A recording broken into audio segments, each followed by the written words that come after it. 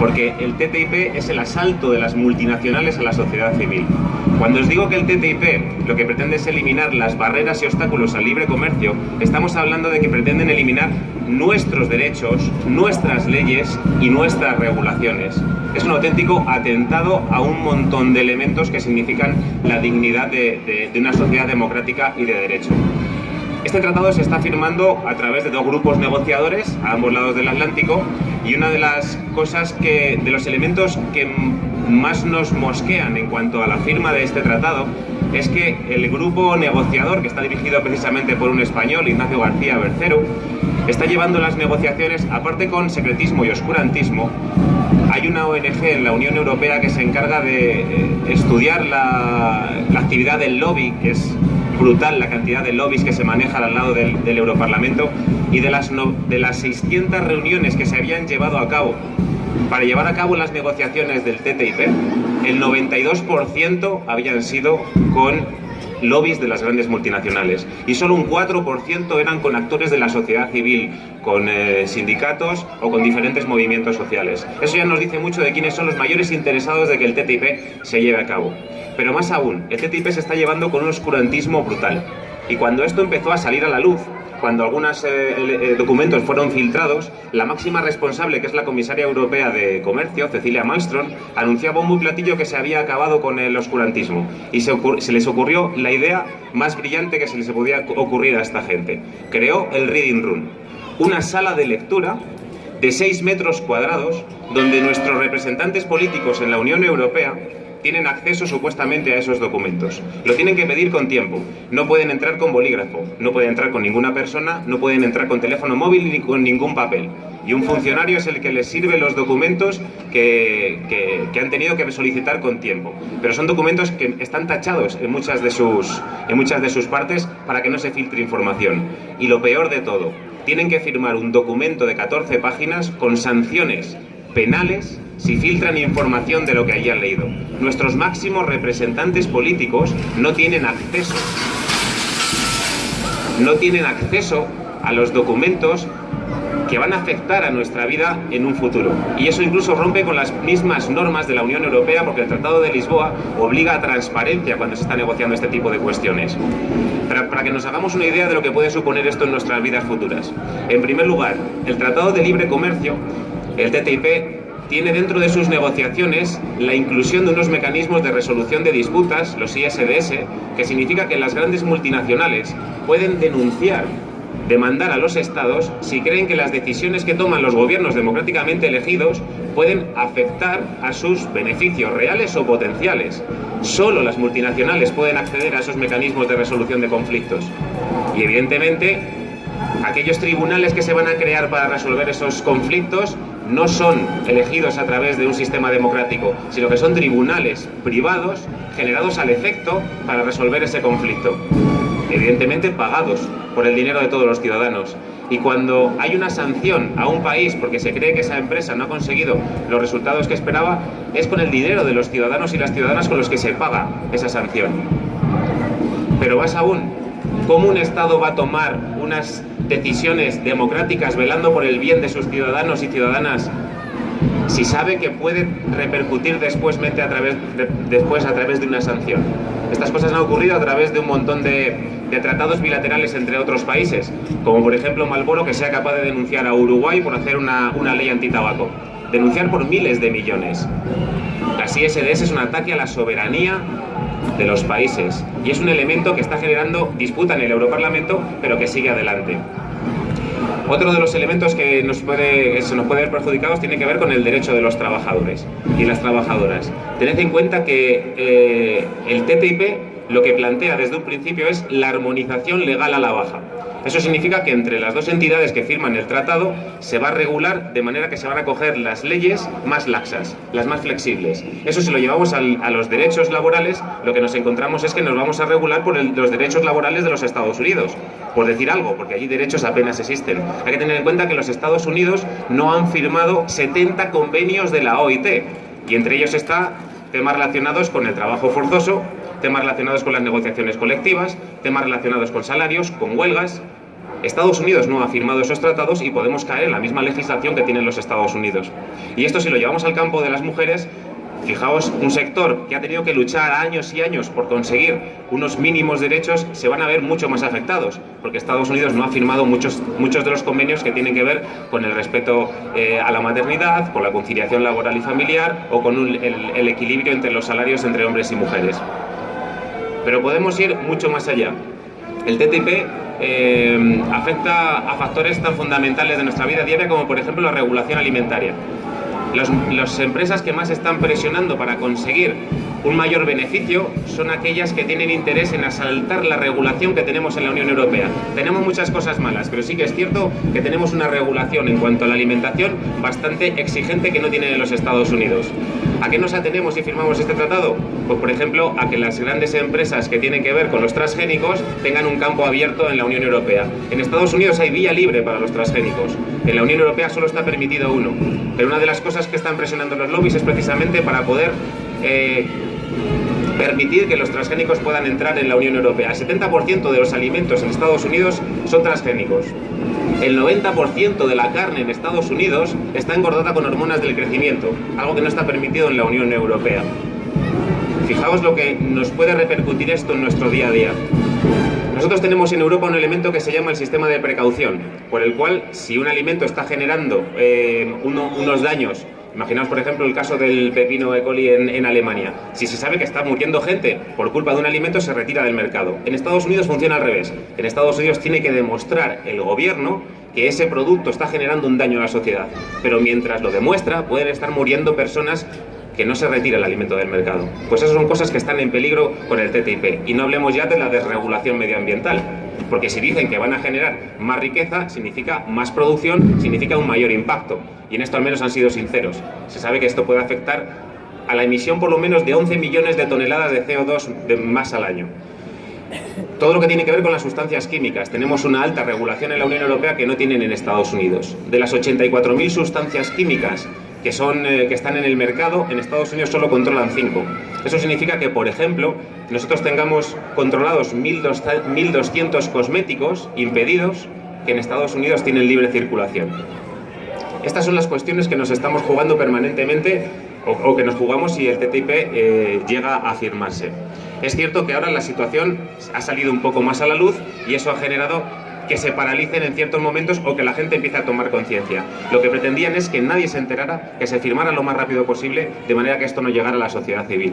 Pero por suerte empieza a repercutir. Y ahora nuestra tarea es conseguir que este tratado no vea la luz. Lo llamamos un tratado vampiro, porque sabemos que en el momento que vea la luz, este tratado no podrá llevarse a cabo. Pero hasta ahora sí sabemos quiénes han sido los que han promocionado este tratado, porque el Europarlamento y la Comisión Europea, todas las votaciones y todas las negociaciones han sido aprobadas por el Grupo Popular Europeo, por el Grupo Socialista Europeo y por el Grupo Liberal Europeo. Si esto lo llevamos a casa, nos encontramos que el PP, el PSOE y Ciudadanos, PNV y CIU son los promotores en nuestra casa de que este tratado salga adelante. De hecho, el PP, el PSOE y Ciudadanos lo llevaban en sus programas electorales. Tenemos que actuar para que esto no salga adelante y para eso tenemos que concienciar, tenemos que seguir luchando, tenemos que llevar mociones a los ayuntamientos y a los parlamentos, cosa que hemos hecho desde Podemos y en algunos de los parlamentos, o en la gran mayoría de los parlamentos, PP y PSOE no han estado a favor de esa moción. Tenemos que conseguir que el TTIP sea tumbado y para eso tenemos que concienciar y seguir informándonos sobre ello, porque lo que puede suponer para nuestras vidas puede ser bastante dramático.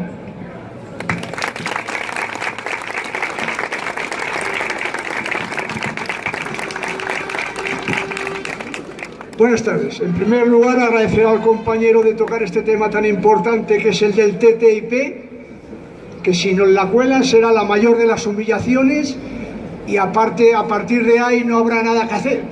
Nada que hacer por los ejemplos que ha puesto. Y tener muy en cuenta estos partidos, o este partido, o estos partidos que se denominan de izquierdas y que luego hablan en ambiguo, o sea, dicen que bueno, con matizaciones y con historias de esas. Ese PSOE, lo siento, si alguno hay aquí, lo siento, pero lo digo. He hecho una serie de apuntes, voy a ser breve, apuntes, y bueno, las voy a leer. Indignidad. El mundo se divide entre indignos e indignados. cada cual se sitúe, nosotros somos indignados que exigimos dignidad. Es una indignidad que te quiten la vivienda y te dejen en la puta calle.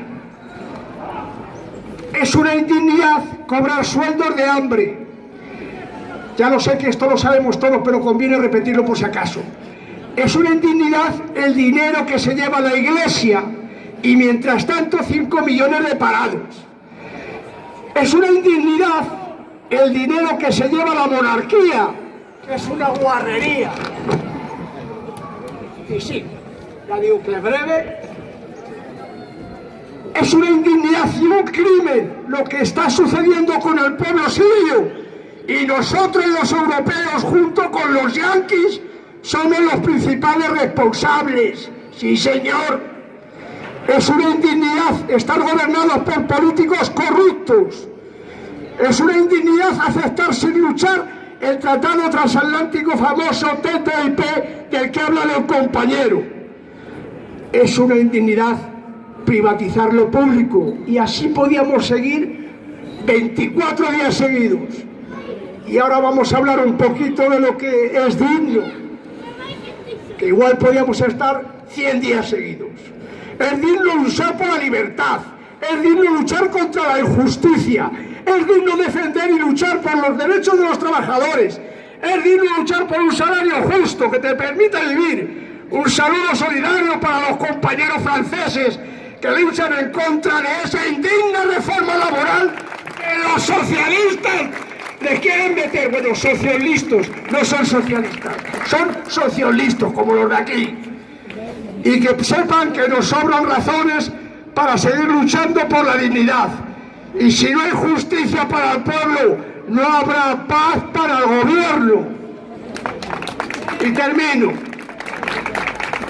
Solo es digno de libertad quien sabe conquistarla cada día. Y no lo digo yo, lo dijo Joan Wolfman. Buenas tardes y gracias.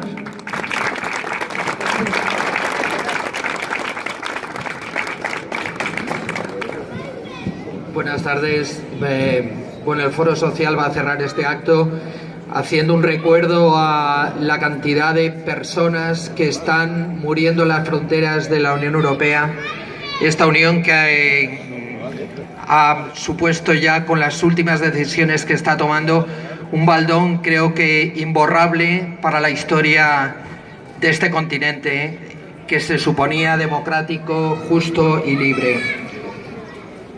Simplemente quería hacer un recuerdo a la cantidad de personas que están dejando la vida en el intento por llegar a simplemente alcanzar la posibilidad de vivir.